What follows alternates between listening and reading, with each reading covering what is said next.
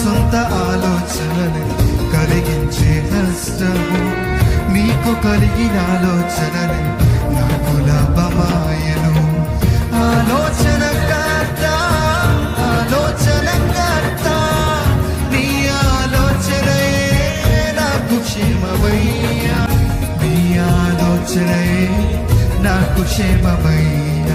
నీ ప్రేమే చూపకపోతే